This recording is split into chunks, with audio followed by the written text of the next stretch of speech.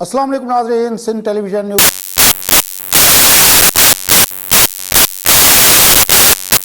जेका तारीख़ है उनमें पाकिस्तान के अदलिया जो किरदार अहम है। न सिर्फ़ इंसाफ़ की फराहमी के हवाले से जो मजमूई अदलिया जो किरदार हुए तो, पर पाकिस्तान के सियासी मामलों में भी पाकिस्तान की अदलिया जो अहम किरदार रहा है।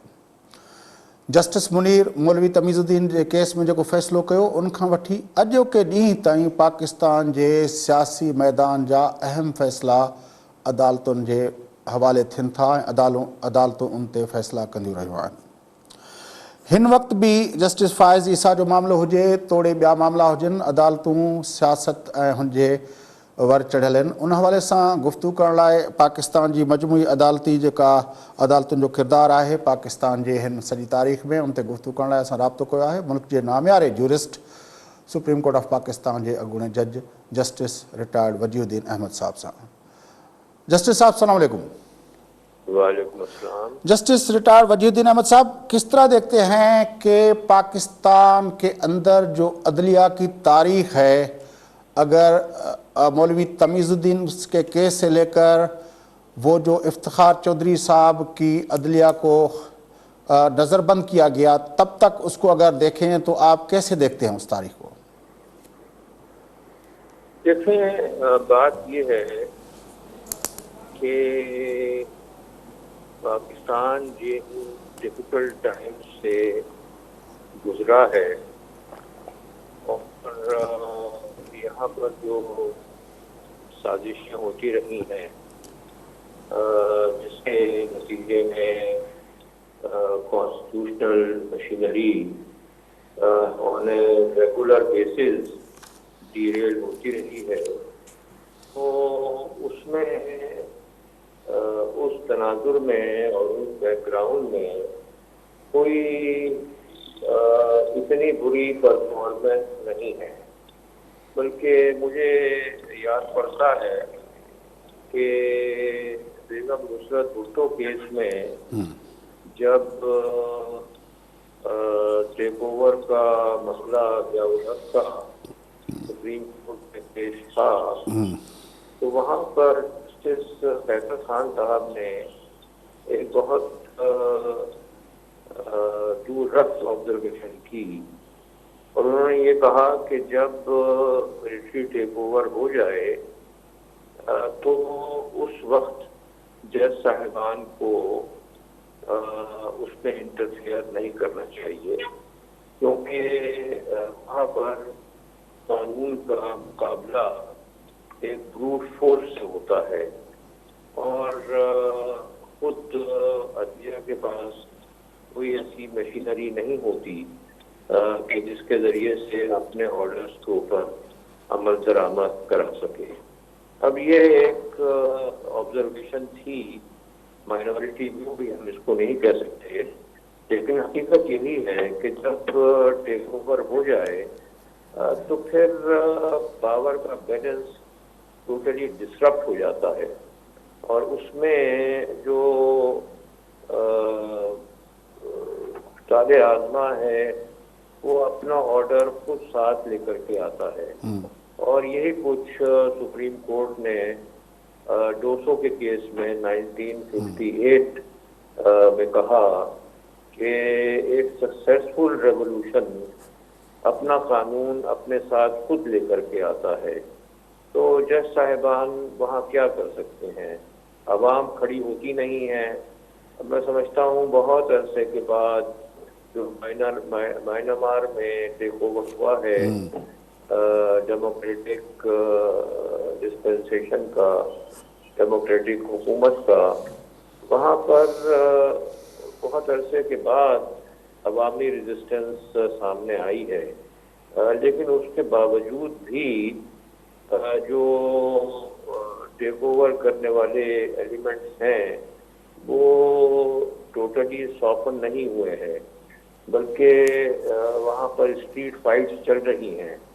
तो अब जब तक के अवाम बैक के ऊपर ना हो अदलिया के और अवाम कॉन्स्टिट्यूशन को प्रोटेक्ट करने के लिए सर धड़ की बाजी लगाने को तैयार नहीं हो, तो फिर मामलात को नॉर्मलाइज होना चाहिए।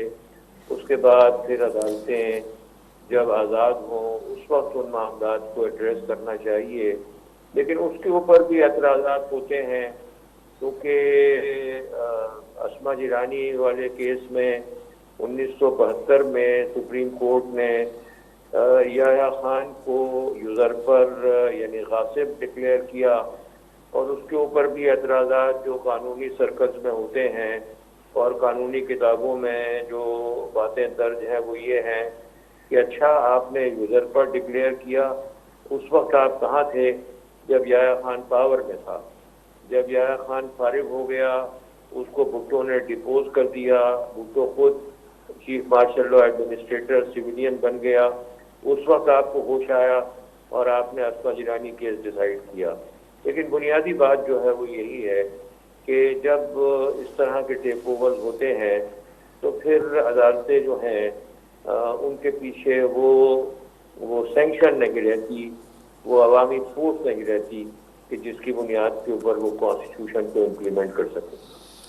लेकिन जस्टिस साहब, कितने ऐसे केस हैं जो पहला केस इस हवाले से रेफर होता है, मौलवी तमीजुद्दीन का केस था, उस वक्त भी कोई कू नहीं हुआ था। असगर खान नहीं तमीजुद्दीन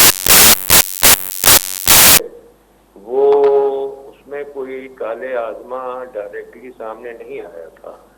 वो केस था कि जिसमें के गुलाम मोहम्मद जो के गवर्नर जनरल थे, फिर भी अदालतों ने नजरिया जरूरत के तहत फैसला किया। नहीं, वहां पर नजरिया जरूरत तमीजुद्दीन खान केस में अप्लाई नहीं हुआ, बल्कि बाद में जब उस फैसले के नताइज सामने आए और मुख्तलिफ कवानीन को रेगुलराइज करना हुआ तो उस वक्त गवर्नर जनरल ने फेडरल कोर्ट को रेफरेंस भेजा, क्योंकि उस वक्त की अदालत जो है वो फेडरल कोर्ट कहलाती थी, कॉन्स्टिट्यूशन अभी तक आया नहीं था। तो रेफरेंस वहाँ उनको भेजा और वहाँ उनसे ये कहा कि अब आपने जो फैसला दिया है और आपने जो हमारे जो टेक ओवर को आपने वैलिडेट किया हुआ है, अब उसके नतीजे में बहुत सारे कवानीन ऐसे हैं कि जो इलीगल हो गए हैं, उन पर अमल दरामद नहीं हो सकता। तो उस वक्त जो है वो नजरिया जरूरत अप्लाई किया गया। तमीजुद्दीन खान केस में बजाते खुद नजरिया जरूरत अप्लाई नहीं हुआ। तो आपके ख्याल में वो जस्टिस मुनीर का फैसला जो था वो सही था ना? नहीं, मुनीर का फैसला तमीजुद्दीन खान वाले केस में गलत था। वो फैसला उस तरीके से नहीं होना चाहिए था। जो कॉन्स्टिट्यूएंट असेंबली को गुलाम मोहम्मद सेंट पैकिंग, वो बिल्कुल गलत इल्जाम था। लेकिन मुनीर साहब जो हैं उन्होंने कमजोरी दिखाई और वहाँ पर फिर वो जिसको कहते हैं कि अदालत के प्रोसेस को भी इंटरफियर किया गया। वहाँ पर जस्टिस शहाबुद्दीन साहब एक जज थे फेडरल कोर्ट के, उनको ईस्ट पाकिस्तान का एक्टिंग गवर्नर बना करके भेज दिया गया और यहाँ से गालिबन Punjab West Pakistan High Court के चीफ जस्टिस थे एस.ए. रहमान साहब, उनको एडहॉक जज बना करके वहाँ लेकर के गए। तो जो बैलेंस फेडरल कोर्ट की थी वो पहले ही डिस्टर्ब कर दी गई और उसके बाद फिर ये फैसले की नौबत आई। दो पहलू हैं जस्टिस साहब, मैं चाहूँगा कि उस पर आप जो है अपनी माहिराना राय दें। एक तो यह है कि जिस तरह एक तो मामला होता है कि जब ताले आज़मा आते हैं उस वक्त, जिस तरह आपने कहा कि उस वक्त जुडिशरी के पास इतने वो अपना लेवरेज नहीं होती कि वो अपना ऑर्डर को रिस्टोर कर सकें या कर सकें। लेकिन हमने देखा कि ताले आज़मा जब ना हो, जिस तरह जस्टिस अपना मौलवी तमीजुद्दीन के केस के लें, असगर खान का केस लें, या जो है अपना इस तरह के और केस जिनमें वो फैसले करने से घबरा जाते हैं, मिसिंग पर्सन का केस हो या मुशर्रफ साहब के खिलाफ जो केस था, तो वहाँ पे भी जुडिशरी, हालांकि उस वक्त डायरेक्ट कू नहीं हुआ होता, लेकिन जुडिशरी फिर भी इंसाफ के तकाज़ों के मुताबिक वो नहीं जा रही हो, देखते हैं कि वो जा रही हो। नहीं, आप कोई जनरल प्रिंसिपल इस तरह का इन मामलात में इन्वोक नहीं कर सकते। मुख्तलिफ सिचुएशंस में अदलिया का रिस्पांस मुख्तलिफ रहा। यानी बेगम नुसरत भुट्टो वाले केस में जहां पर मेरे वालिद साहब जस्टिस वहीदुद्दीन एज एडहॉक जज वापस सुप्रीम कोर्ट में रिकॉल किए गए थे, उसमें ये फैसला हुआ था कि ज़ियाउल हक को फारिग किया जाए और ये कहा जाए कि आप कलील से कलील अरसे में इलेक्शंस कराएं और वापस चले जाएं। लेकिन वहाँ पर अनवारुल हक साहब की सपोर्ट विन की ज़ियाउल हक साहब ने, और अनवारुल हक ने बगैर दूसरे जजों को बताए हुए एक फ्रेज अपने ऑर्डर के अंदर ऐड किया कि these powers are being conferred including the power to amend the constitution. ये जजेस में आपस में इत्तेफाक नहीं हुआ था। और अगर आप अनवारुल हक के फैसले के अलावा दूसरे जजेस के फैसले देखें बेगम नुसरत भुट्टो वाले केस में, तो उसमें किसी भी जज ने ज़ियाउल हक को कॉन्स्टिट्यूशन को अमेंड करने की पावर नहीं दी थी। तो supreme court stood up against him और नुसरत भुट्टो का केस बिल्कुल सही फैसला हुआ था, सिवाय उस केस के जो कि अनवारुल हक ने ज़ियाउल हक के साथ साझबाज करके वहां डाला और जिसके बारे में दूसरे जजों को कोई पता नहीं था। इसी तरीके से ये जो 99 में भी इसी तरह हुआ जी, मुशर्रफ का कू जब 99 में हुआ था, फिर जुडिशरी ने उसको इख्तियारात दिए कि आप अमेंडमेंट कर लें आइन के अंदर। हाँ, वो तो देखिए ना, क्योंकि मेन फैसला जो है अनवारुल हक का था और उसमें ये फ्रेज ऐड कर दिया गया था, तो नतीजे के तौर के ऊपर दूसरे जज साहिबान जब ये काम जिसको कहते हैं कि सरप्टिशियसली हो ही जाए, तो there was no use in washing dirty linen in public. लेकिन मुशर्रफ साहब के दौर में जब हुआ, जब अदालतों ने फिर मुशर्रफ का कू हुआ, तो उस वक्त फिर सुप्रीम कोर्ट ने उसको आइन के अंदर तरमीम करने की इजाज़त दे दी। देखें, आपको गालिबन आपके इल्म में होगा कि उस वक्त जब परवेज मुशर्रफ ने टेक ओवर किया था, तो वहाँ पर जब परवेज मुशर्रफ ने सुप्रीम कोर्ट के जजों को अपने हाथ पर बैत करानी चाहिए, अपनी हलफ देना चाहा पीसीओ का, तो उस वक्त सुप्रीम कोर्ट के 13 जजेस थे कुल, और उसमें से सिर्फ 7 जजों ने हलफ लिया और बकिया की सूरत हाल दीगर थी। मैं भी उन जजों में से था जिन्होंने हलफ लेने से इनकार किया जी सर, और रिटायरमेंट को प्रेफर किया। सैयद जफर अली शाह केस जो है जिसमें परवेज मुशर्रफ को वैलिडेट किया गया, उसमें उन 6 जजेस की गैर मौजूदगी में जिनको इस नौयत से रिटायर कर दिया गया, हाई कोर्ट के कुछ जजेस को वहाँ पर सुप्रीम कोर्ट में अपॉइंट किया गया, जिसमें राना भगवान दास भी शामिल थे, जिसमें इफ्तिखार चौधरी भी शामिल थे। इनको वहाँ से हाई कोर्ट से बुला करके और फिर परवेज मुशर्रफ ने सैयद जफर अली शाह केस का फैसला कराया, जिसमें परवेज मुशर्रफ को वैलिडेट किया गया। तो मैं आपसे जो अर्ज कर रहा हूँ वो ये है कि अदलिया का जो रिस्पॉन्स है इस तरह के मामलात में, वो मुख्तलिफ हालात में, मुख्तलिफ सिचुएशंस में मुख्तलिफ रहा है। और इन डिफिकल्ट सर्कमस्टेंसेस में जहाँ पर तकरीबन 4-5 टेक ओवर हुए हैं, ये पाकिस्तान की जुडिशरी का ही दमखम था कि वो अब भी खड़ी हुई है और इस मुल्क में अब भी डेमोक्रेसी और कॉन्स्टिट्यूशनल गवर्नमेंट है। अदालतों के अंदर जो इख्तलाफ होते हैं, अदालतें टूट जाती हैं उनके अंदर, जिस तरह हमने देखा कि जस्टिस सजाद अली शाह की अदालत टूट गई, जिस तरह आपने कहा कि ज़ियाउल हक ने अनवारुल हक से साजबाज कर लिया। इस वक्त जस्टिस फ़ायज़ ईसा जो है वो अपना अताब के ज़ेर अताब हैं। तो ये क्या होता है कि कुछ अदालतों के अंदर इस तरह के मामलात हो जाते हैं, हमारे सुपीरियर कोर्ट्स के अंदर। देखें, ये मामलात जो हैं ये बहुत डेलिकेट और बड़े कॉम्प्लिकेटेड मामलात हैं, जहां पर इस तरह की डिसेंशंस अदलिया में होती हैं अब आपको पता है बेनज़ीर ने सज्जाद अली शाह को तकरीबन 5 जजेस को सुपरसीड करके चीफ जस्टिस बनाया, और वो सारे मामला फिर भी सही तरीके से चल रहे थे। लेकिन वहाँ पर जिसको कहते हैं अल जिहाद केस डिसाइड हुआ, और उसमें ये प्रिंसिपल ले डाउन कर दिया गया कि हाई कोर्ट का जहाँ तक ताल्लुक है तो सीनियर मोस्ट जज को ही चीफ जस्टिस बनाया जाएगा।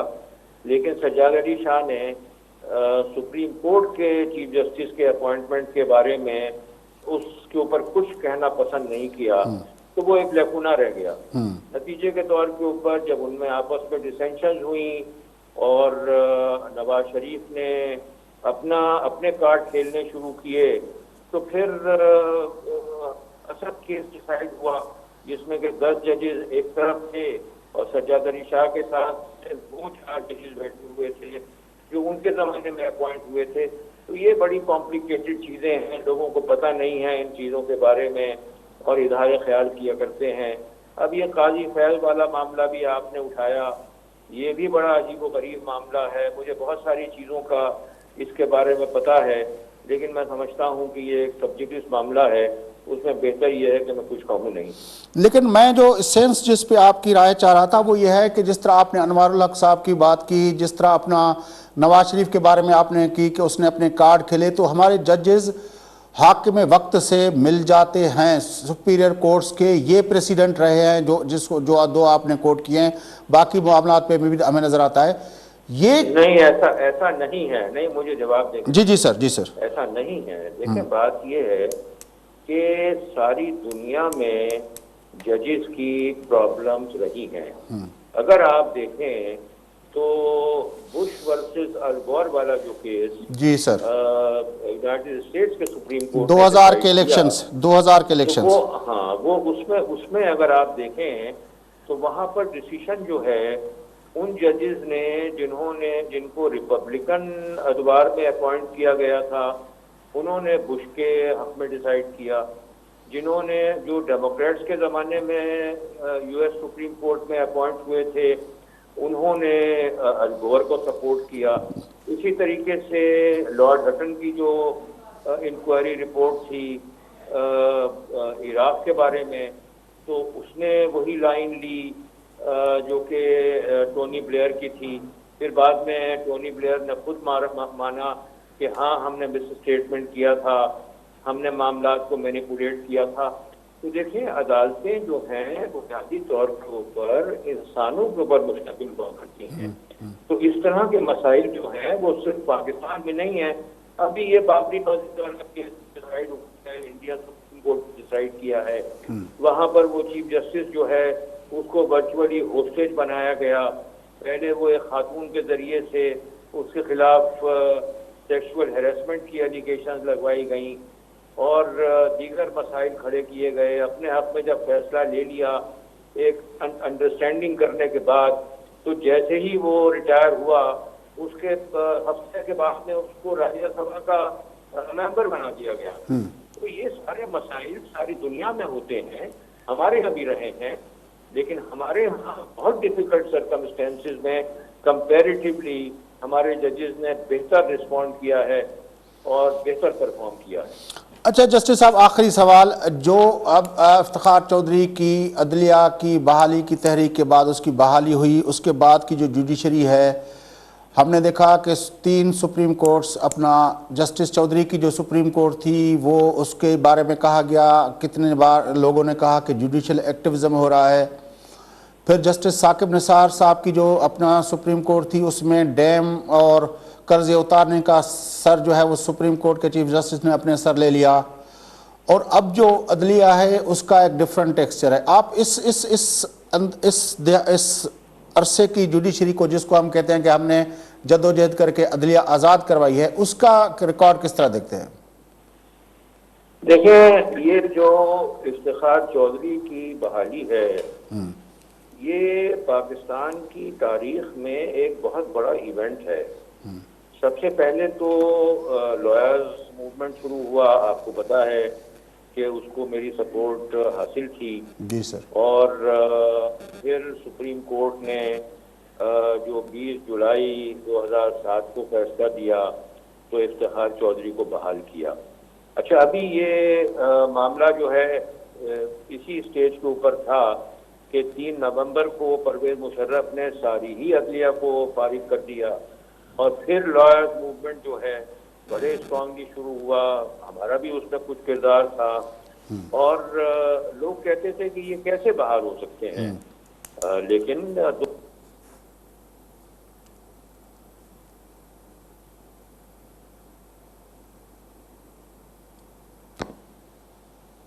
हेलो।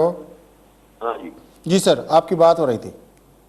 मैंने अर्ज किया कि वो भी 2009 में जो परवेज मुशर्रफ ने तमाम जजेस को, सारे सुप्रीम कोर्ट को, सारे हाई कोर्ट के जजेस को, सबको जुल्फी से प्रथम जो फारिग कर दिया था, फिर वो 2009 के अंदर बहाल हुए। गालिबन 16 मार्च 2009 को सब बहाल हुए। भी एक बहुत बड़ा इवेंट, एक बहुत बड़ी डेमोक्रेटिक डिस्पेंसेशन की बड़ी फतेह थी।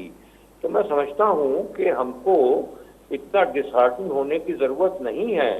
Pakistan in very difficult circumstances has acted in accordance with rule of law and has time and again come back to democracy in spite of so frequent interferences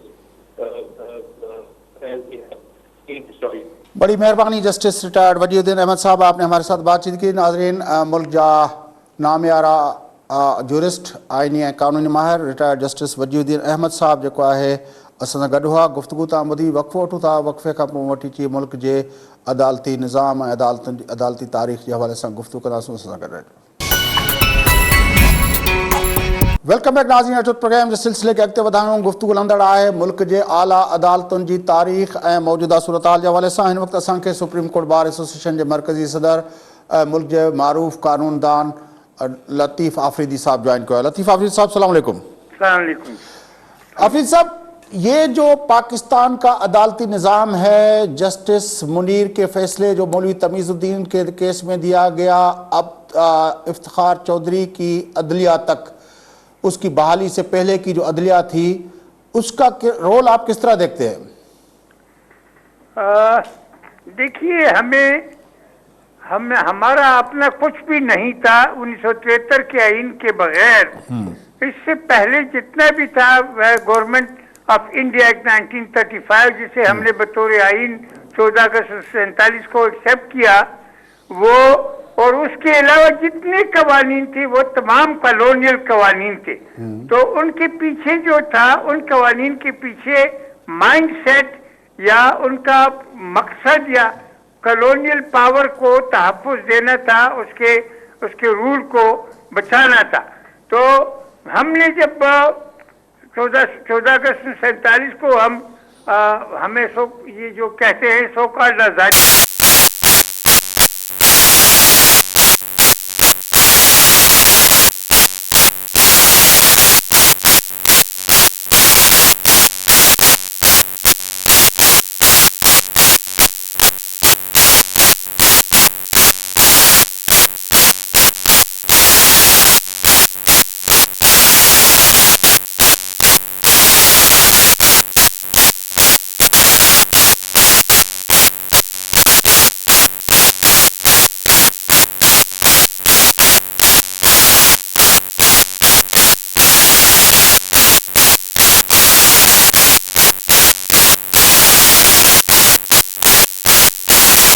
resolution साबित हुआ उसने, बल्कि बहुत से लोग कहते हैं कि वो पाकिस्तान में जो बुनियाद परस्ती फैल रही है, जो इंतहा पसंदी फैल रही है, उसको बुनियाद जो है उस जो ऑब्जेक्टिव रेजोल्यूशन है उसने फराहम किया।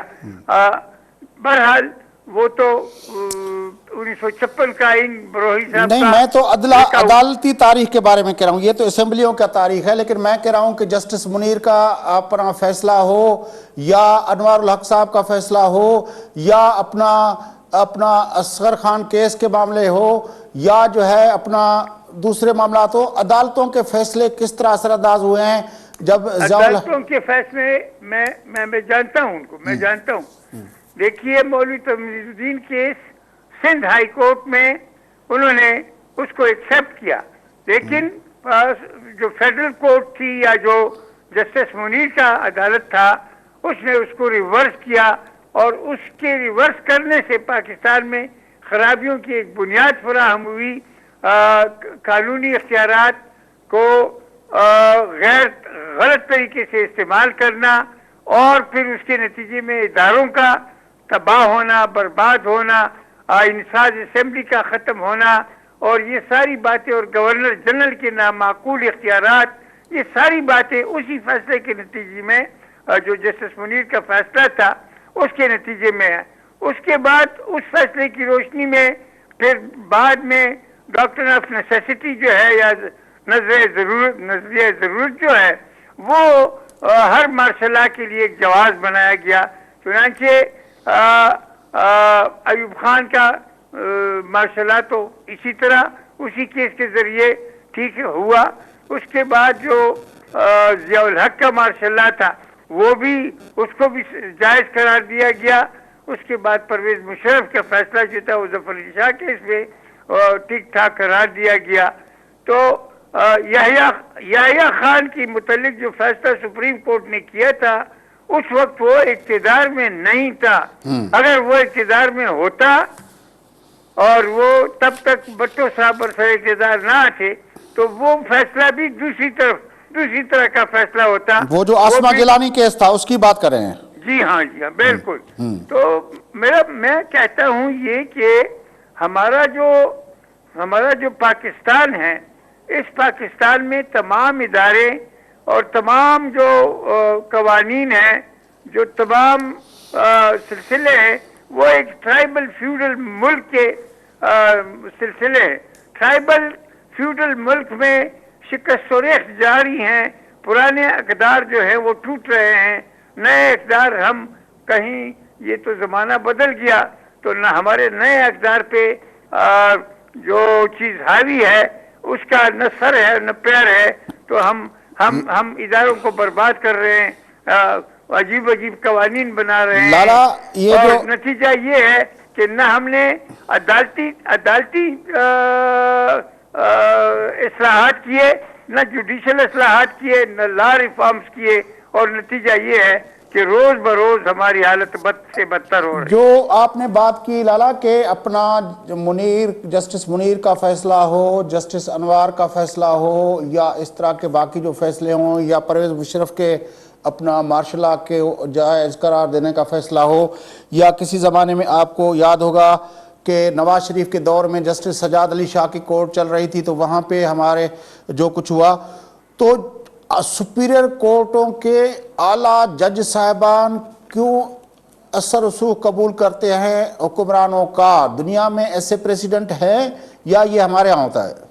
देखिए, सारी दुनिया में कहीं भी परफेक्ट और मुकम्मल और इंतहाई गैर जानिबदार और साफ सुथरा इदारा कभी भी एक दिन में कायम नहीं हुआ, बल्कि ये पूरे तारीखी तसलसल में होते होते तजर्बा करते करते इदारे बन जाते हैं। आप ब्रिटिश मिसाल ले लें, आप अमेरिकन मिसाल ले लें, आप कैनेडियन, ऑस्ट्रेलियन, जो भी मिसाल ले लेते हैं। अब हिंदुस्तान में अंग्रेज़ों ने सिलसिला किया था, तो हिंदुस्तान में चूंकि वहाँ वो जो उनकी पार्टी थी वो मुस्लिम लीग से मुख्तलिफ थी। Indian national Congress was totally A popular party, और हमारा जो मुस्लिम लीग था वो तो बना बनाया नवाबों का और जागीरदारों का और इन लोगों का की पार्टी थी, जिसके पीछे डिप्टी कमिश्नर हुआ करते थे। तो हिंदुस्तान ने वहाँ अपने बेहतरीन दिमागों को इकट्ठा करके एक कॉन्स्टिट्यूएंट कमेटी बनाई, इंसाज कमेटी, जिसका सरबराह जो था अछूत लीडर, वो मैं नाम भूल रहा हूँ, अंबेडकर उसका नाम था, बहुत मशहूर और मारूफ अंबेडकर नाम था लाला उसका। Ambedkar, yes, doctor Ambedkar, I salute to him.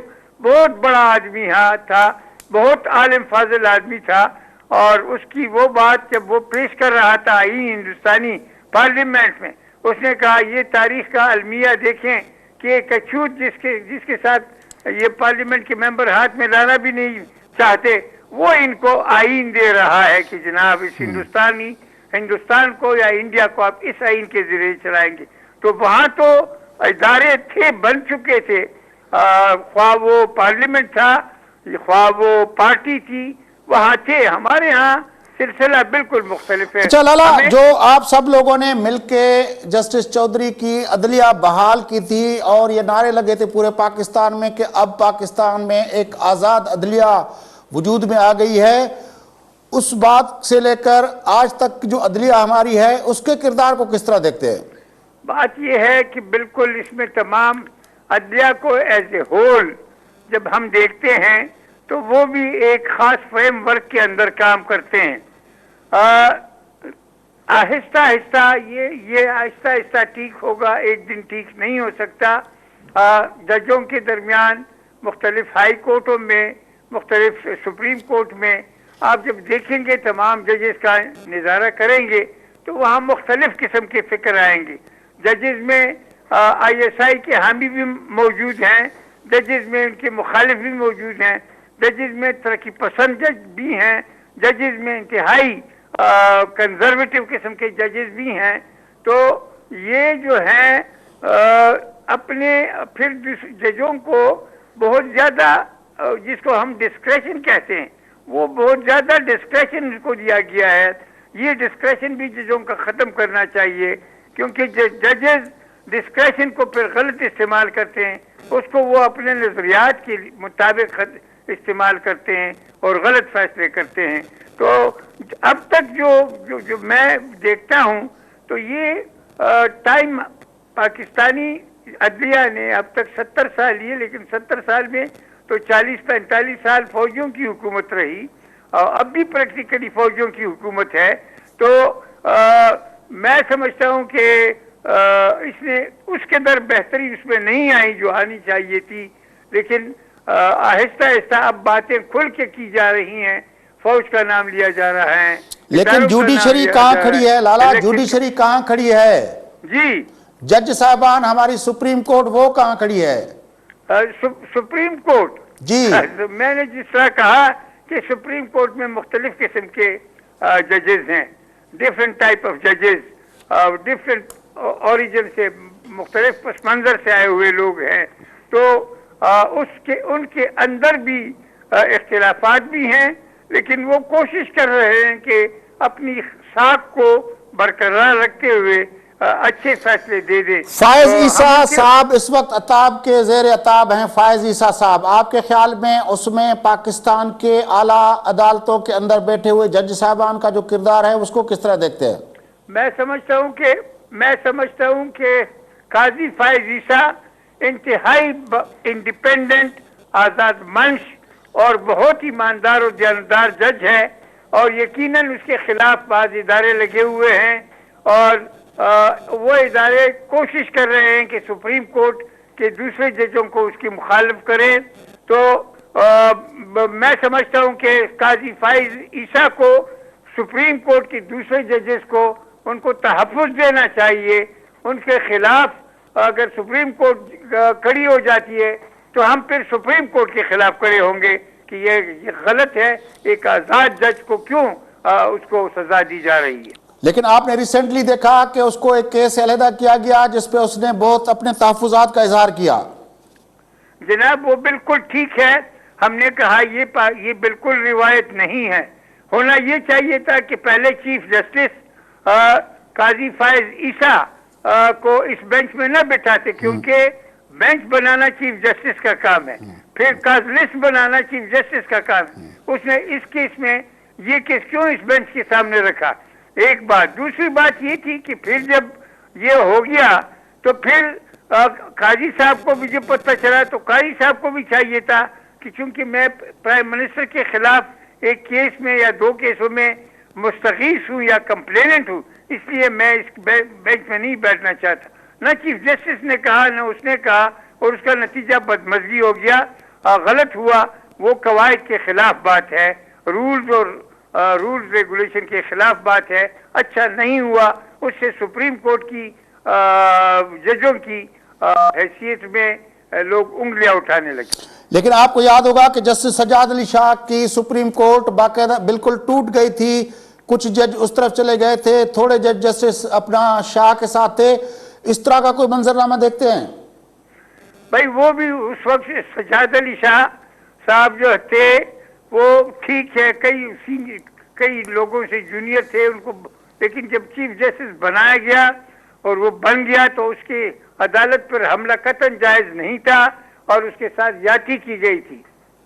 फिर जो जिस तरीके से उसको अलहदा किया गया और मुख्तलिफ किस्म की कहानियां और इंतहाई नाजेबा किस्म की कहानियां के ब्रीफकेस इसमें उसके खिलाफ फैसला दिलवाने में जजों को ब्रीफकेस मुहैया किए गए और इस किस्म की गलत किस्म के प्रोपेगेंडे हुए जिसके नतीजे में सुप्रीम कोर्ट की हैसियत कमजोर हो गई, वो बेहतर नहीं हुई। तो सज्जाद अली शाह साहब के साथ जो है वो ठीक नहीं हुआ था, क्योंकि उसका ताल्लुक सिंध से था, छोटे सूबे से था और छोटी कौमियत से था।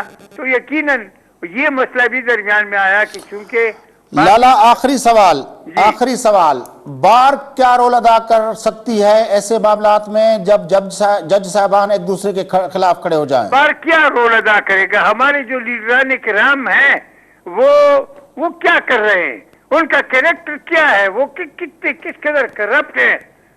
मैं नाम नहीं लेना चाहता, लेकिन ये है कि हुकूमत या बार या इदारे या कैरेक्टर अगर बनती है तो वो लीडर से जो टॉप पे बंदा होता है। अब आप नेहरू और गांधी और मौलाना अबुल कलाम आजाद और उनका कैरेक्टर उठाए ना कि उन्होंने कोई 10 पैसे का कोई करप्शन किया है, कोई बात है। यहाँ तो जिन्ना साहब जो भी थे उसके साथ 100 इख्तिलाफात, लेकिन कायदे आजम जिसको हम कहते हैं मोहम्मद अली जिन्ना साहब, उसके खिलाफ कोई इस किस्म का इल्जाम है, उसने अपनी सारी जायदाद लोगों में तकसीम की, कुछ कहाँ दिया, इस्लामिया कॉलेज तक, हमारे सूबे में हमारे कॉलेज तक उसको पैसा मिला। कम अज कम करप्शन का इल्जाम उस पर कुछ भी नहीं है। इसके बाद उनके बाद जो लियाकत अली का दौर है और फिर जैसा कुछ, तो आपके ख्याल में बार की जो लीडरशिप है उसमें इतना वो अखलाकी अपना वो नहीं है? बार की लीडरशिप में जिस कदर अखलाकी जरूरत है वो किसी भी महकमे में नहीं, ना आपके टेलीविजन में है ना आपकी मीडिया में है। बार सबसे ज्यादा ताकतवर और सबसे ज्यादा वोकल इदारा है।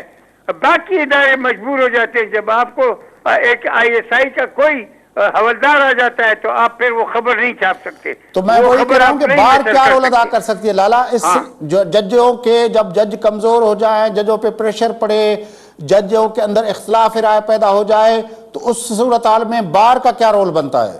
बार का रोल ये बनता है कि आजाद, ईमानदार और सही जो जज है उनका साथ दे। हाँ, तो ये बार हमारी कर रही है इस वक्त?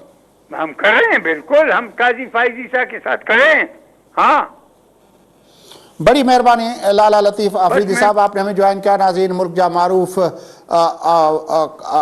कानूनदान ऐं सुप्रीम कोर्ट बार एसोसिएशन जा मरकज़ी सदर लाला लतीफ़ आफरीदी साहब सां गॾु हुआ। गुफ्तगू तां ॿुधी पाकिस्तान जी अदलिया जी तारीख़ ऐं मौजूदा सूरत हाल, उन हवाले सां गुफ्तगू तां ॿुधी। अॼोके प्रोग्राम में असां जस्टिस रिटायर्ड वजीउद्दीन अहमद ऐं उनखां अलावा सुप्रीम कोर्ट बार एसोसिएशन जे सदर लतीफ़ आफरीदी साहब जा ख़्याल उन हवाले से तव्हां तक पहुचायासीं। प्रोग्राम जो वक़्तु पूरो थिए थो, पंहिंजे मेज़बान फयाज़ नाशकिन इजाज़त सदाईं गॾु।